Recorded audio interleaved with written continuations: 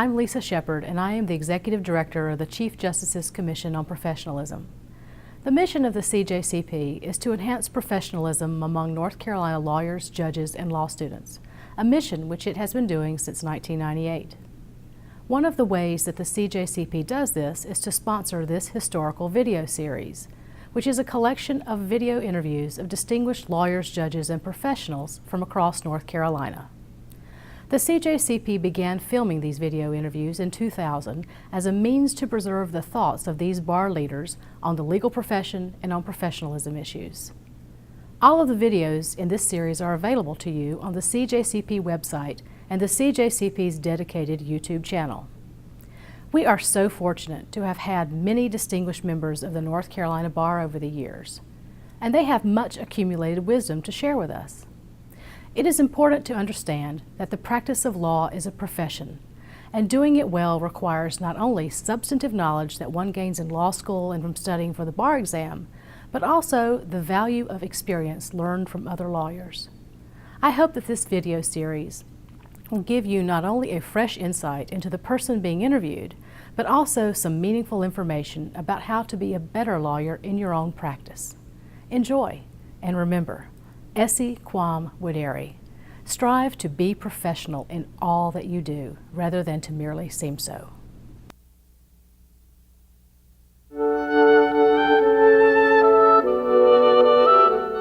Welcome to the Chief Justice Commission on Professionalism historical video series. We will be interviewing outstanding lawyers, judges, and legal scholars who have exemplified the principles of professionalism throughout their career. I am here today in Buies Creek, North Carolina, to interview Dr. Norman A. Wiggins, President of Campbell University. My name is Mel Wright, and I'm the Executive Director of the Chief Justice's Commission on Professionalism. Dr. Wiggins' resume is the most impressive I've ever seen. It's approximately 7 pages long, and I'm not going to read the entire resume, but I am going to read a portion of it so you'll understand what an outstanding lawyer, legal educator he has been throughout his career. Dr. Norman Adrian Wiggins, President of Campbell University, is a native of Burlington, North Carolina. After completion of high school, he received his AA from Campbell College and his BA from Wake Forest College, where he was a magna cum laude graduate. Dr. Wiggins received his LLB from Wake Forest College School of Law, cum laude, and his LLM and JSD from Columbia University School of Law. His 33 years as president of Campbell University place him in a unique position for university presidents. Dr. Wiggins has authored 3 books: Wills and Administration of Estates in North Carolina, Estates and Trust Functions and Services. He is former editor of the North Carolina Wills Manual and is a contributor to many legal periodicals. Dr. Wiggins served for 4 years in the United States Marine Corps. His distinguished awards during the last 10 years include Distinguished Service Awards from the Newcomen Society of America, the National Association of College and University Attorneys, the Commander's Award for Public Service, the International Freedom of Mobility Award. He and his wife, Mildred Millie Harmon Wiggins, reside in Keith Hills, just off the University of Campbell campus. A former president of the Baptist State Convention of North Carolina, Dr. Wiggins finds time to place the Lord first in his life. He is the former president of the North Carolina Association of Independent Colleges and Universities, the National Association of College and University Attorneys, the Association of Presidents of Independent Colleges and Universities, the North Carolina Association of Colleges and Universities, the Southern Baptist Sunday School Board, and the National Fellowship of Baptist Men. Dr. Wiggins, thanks for being with us today. Delighted to be here, Mel, and thank you for coming. Dr. Wiggins, when did you first decide to become a lawyer? Well, you know, I don't know that there was anything like the Damascus Road experience of Paul, but it developed in the First Baptist Church over in Burlington, North Carolina, where I attended from the time, I guess, that my father could carry me there until I left there to come down to Campbell to study. And my church was really filled with lawyers. They were my Sunday school teachers. They were superintendents in the school. A couple of them were teachers for my father. One was a distinguished judge, a Superior Court judge, maybe one of the most distinguished in North Carolina. I'd have to say that my interest in law evolved out of my relationship with those people in a church setting, and I tended to look on law as being synonymous with Christian service, and so I guess it came from there, and it tended to grow as I associated at other levels in the Marine Corps and other places with good Christian lawyers. And I came to have an appreciation for the people who were lawyers and for the profession itself. We know from your resume that you went from Campbell College to Wake Forest Law School. When you finished law school, where did you choose to practice law, and why did you choose that location? Well, I don't know how the lawyers felt about it, but for those of us who were working closely with the lawyers, I thought it was an ideal time to be in the practice of law. Lawyers still were, at that point in time, were still the stalwarts of society in the sense that they had a great influence on what the communities were going to be or were. And they did a lot of charitable work. We talk about pro bono work today. Pro bono work was known to them and accepted as a fact back in those days. The bar was a little smaller than it is now. And those people tended to know one another. They had mutual respect for one another. There were some lawyer jokes back in those days, but they were jokes, really, and people highly respected the lawyers of the community. And I was in an area where you had people like Battle, Winslow, and Merrill, the Thorpe brothers. Over in Enfield, we had Joe Branch. We had back in Rocky Mount, Stronach Wilkinson and Mr. J.P. Bunn, just a group of outstanding lawyers. Tom Deal from the legislature was there. So I was dealing with people at that level while I was working with the planners before the call came to go to Wake Forest. Did you have anyone at that particular time that you considered a mentor in your early practice? And do you think it's important for young lawyers today to have mentors? Well, I had several good mentors. Of course, I never did lose my relationship with Dean Weathers. He was a mentor from the time I got into law school until the time till the time of his demise, really, because there weren't many things of importance I didn't discuss with him. I had a mentor in Dr. Beverly Lake, who was my advisor when I went up from Campbell. In fact, he became the advisor for both of us. Millie and I went up together. We're from Campbell here. We met here, married here, went up there as students, and Dr. Beverly Lake took over as my advisor on the undergraduate level, preparing us for law school.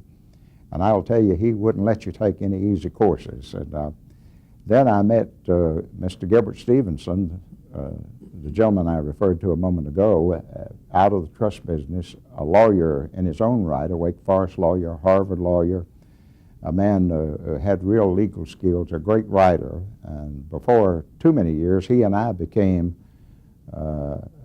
writers. I started working with him, assisting him in his writings, and then we became co-authors on some articles together. Then, so all in all, you take those people and add on someone such as Justice Branch, who became Justice Branch. He was an attorney in Enfield at the time I knew him. And these other people, Mr. Winslow and Mr. Battle and Mr. Herman Merrill, who was president of the North Carolina Bar Association, those kind of people tended to mold us in those days. They were mentors, good mentors, and told us what we ought to do, and we followed what they told us. When did you decide to return to Wake Forest Law School, and why did you make that decision to return?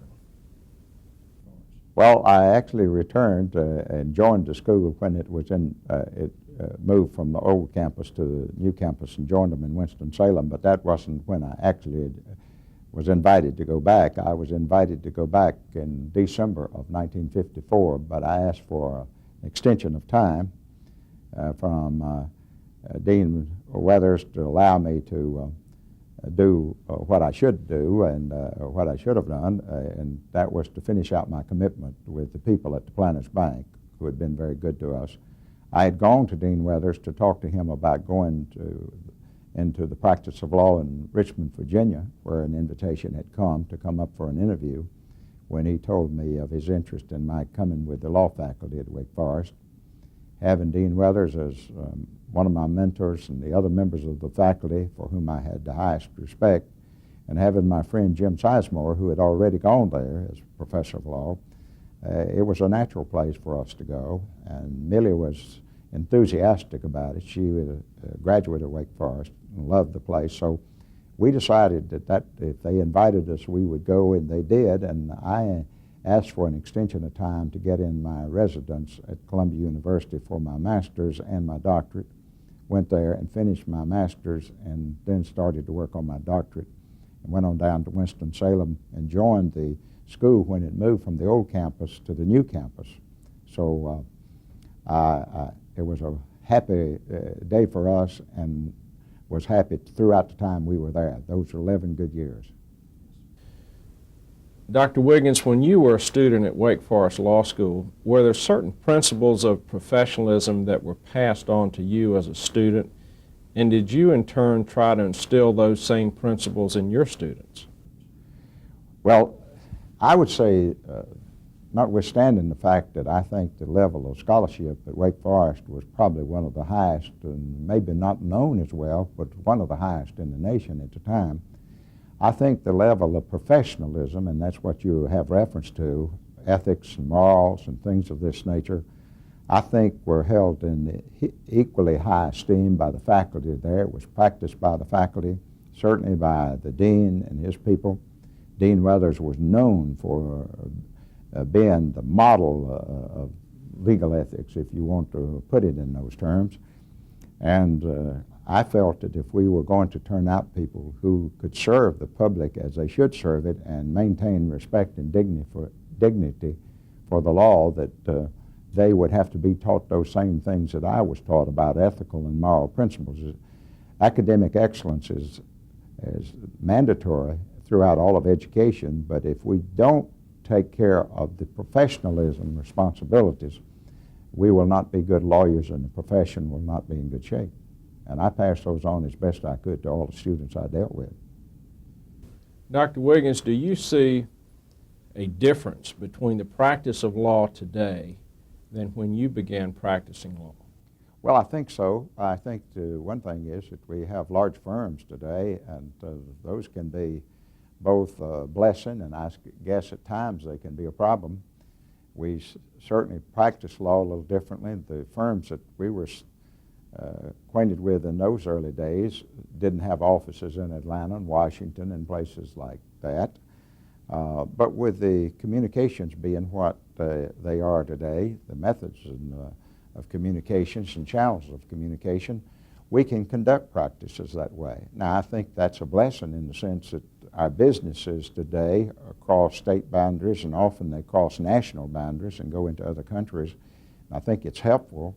I think by the same token, when we get large firms, it's probably more difficult for the members of the firm to have that same sort of esprit de corps and friendliness that they had in the days when law firms tended to be smaller. And as a result, do you see a difference today in the roles attorneys are playing in their communities than when you first began practicing? Well, I think, attorneys do so much for our nation today, even now, that I would say regretfully that many attorneys are not as involved in the leadership of the community and setting the tone for the direction of the community as they seemed to be when I was coming along, because we looked to attorneys more for that direction.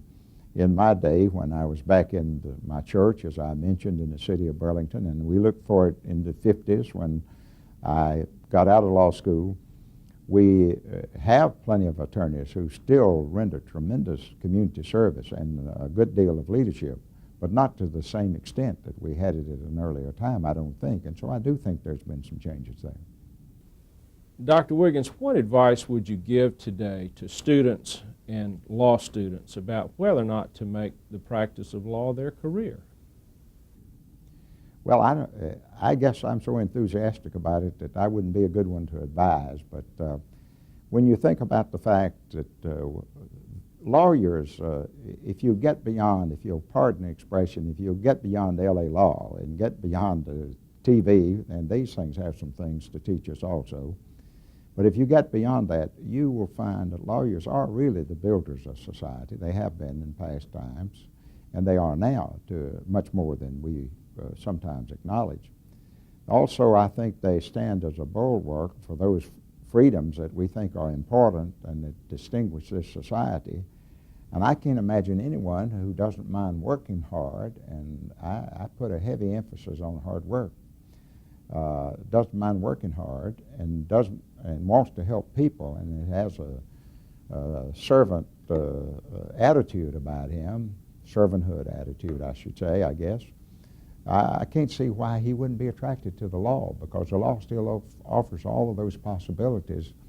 And if you go where I have been in the last 20 years around the world, literally, because I go to Malaysia every summer and we travel around to other countries, and you see what we have that those countries don't have, you have to know that the law is responsible for a lot of the good things that we enjoy. And a lot of those countries are not prospering to the degree that they would and do not have the freedoms that we enjoy, because the lawyers have not taken that role in those countries. And I can state that pretty clearly about the Russian society, where I went with one of my colleagues here from the law school, Dr. Buzzard, and some other lawyers to help educate the people who were going to take over when Yeltsin took over the government over there, and to try to bring democracy to Russia. And I saw it explicitly in those cases. And yes, I can't think of anything that's more thrilling or something that you could give your life to, for which you could have a greater passion than the study of law, unless it is a ministry.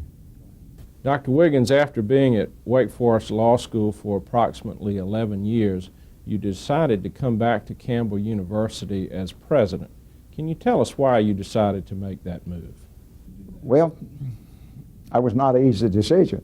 I was very happy where I was, and I suspect that the people who were on the Presidential Selection Committee would tell you that it took a long time for me to come to that decision.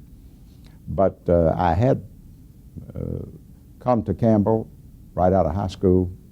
I had been here as a scholar, athletic scholar, you might say, or an athlete who had a scholarship, to come to play football, basketball, and baseball. I had met my wife here after I had gone off and served a tour in the Marine Corps.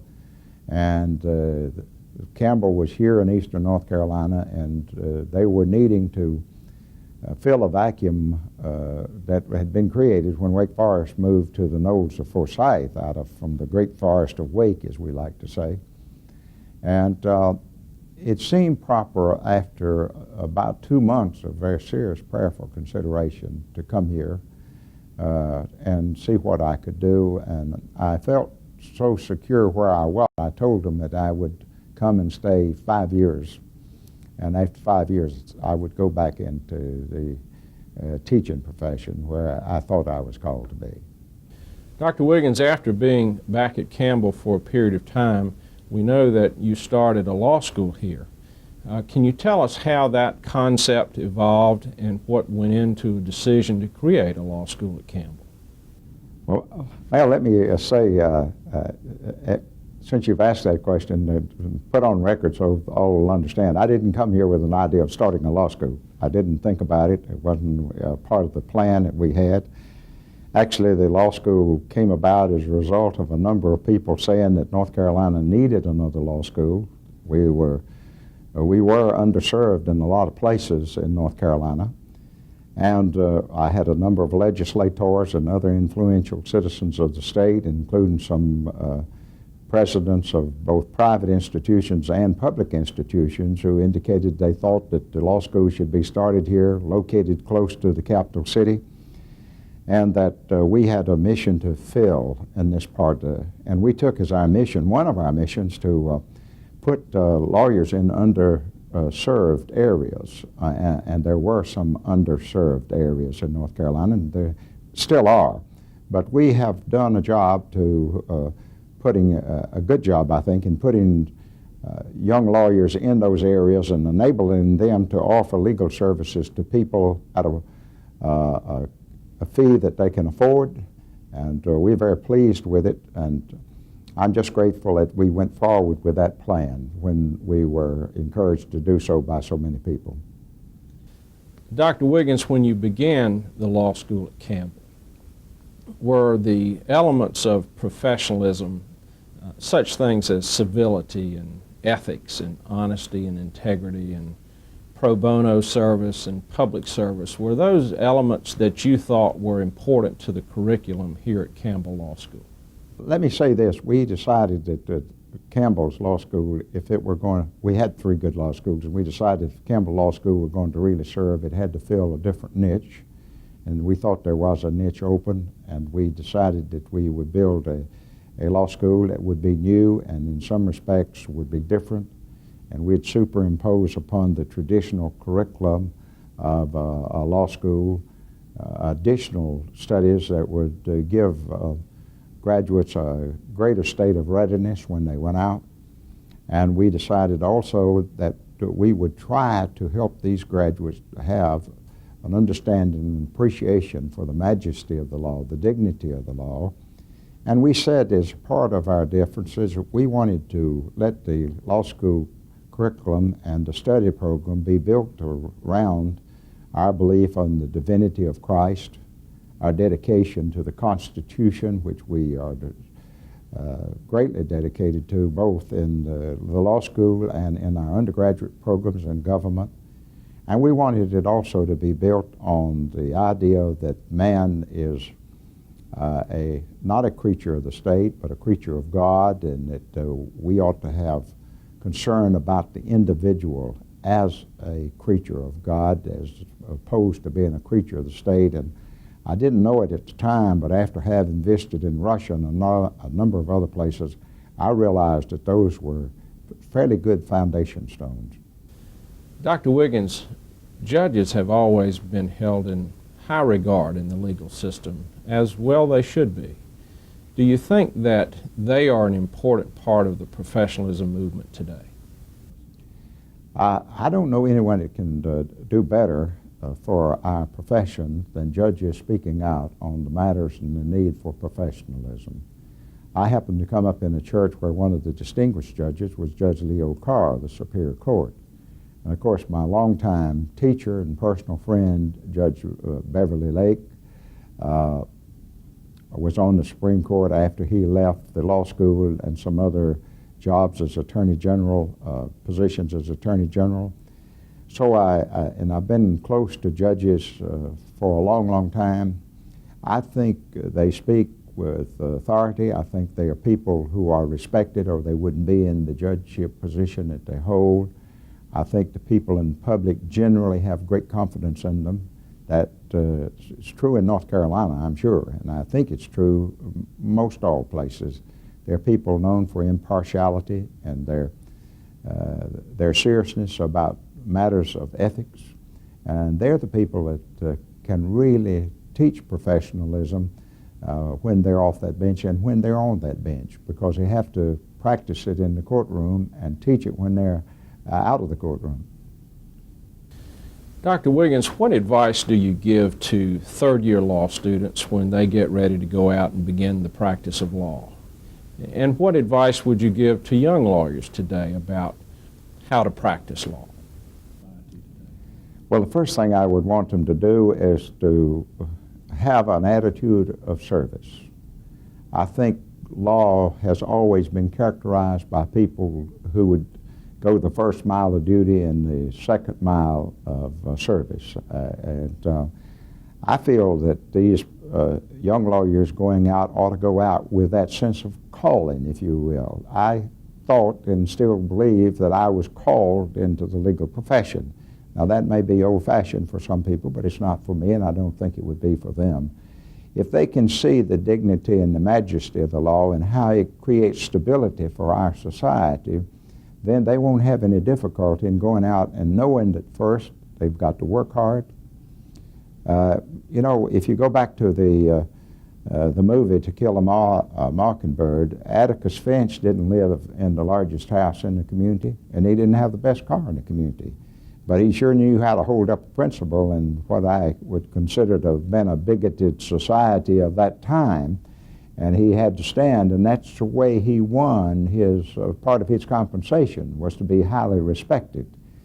I believe it was Reverend Sykes in To Kill a Mockingbird that told the little girl, Jean Louise at the time, said, "Stand up, honey, your daddy's passed." That's pretty good. That's pretty good. Absolutely. Dr. Wiggins, when you remember certain men and women that you considered great lawyers, what was it about them, in your opinion, that made them so outstanding? Well, I think their sense of service has always distinguished the people that I've known. Every person I've known who's been a mentor to me and the people I've been associated with from the time that I was in Sunday school to the present time, the one thing it seems to stand out in all of their lives, not only a high level of attainment in scholarship, these are people who are really truly great scholars in their own right, but they have a sense of calling, a sense of service, and the idea that they are going to go out and make society a better place. And these are the kind of people who do this. If you don't have a passion for law, you've got to have a passion for something in life. You can't have too many passions. If you do, you'll kill yourself. But if you have a passion for law, and you know the background of the law, you know it's about having an orderly society. And we settle things by way of law instead of fighting it out on the battlefield. And that's a great mission. Dr. Wiggins, you've been truly remarkable in your service to others. And this may be a tough question for you, but what do you consider your greatest contributions and achievements? Well, I think they're the same as probably any other who is a teacher. I don't consider myself as an administrator. I consider myself as a teacher on leave doing administrative work. But in the course of doing administrative work, which is a high calling in itself, I think I have the opportunity to help young people who otherwise would not have access to Campbell University or some other school. I think we have to go the second mile in trying to help our faculty members be able to afford, they can't make what they can make outside, but be able to afford to stay here and teach and commit their lives to this, knowing full well that in so doing that perhaps materially speaking they will not do as well, but from the standpoint of the enjoyment of the journey, that they'll get a great deal of enjoyment and live a full life if they stay and serve other people. And I think serving other people and making education available, if I have done anything, I would like to think that maybe those two things would constitute those things that I consider very important. Dr. Wiggins, thank you for being with us today and for all you've done for the lawyers and the people of North Carolina. Thank you for letting me be.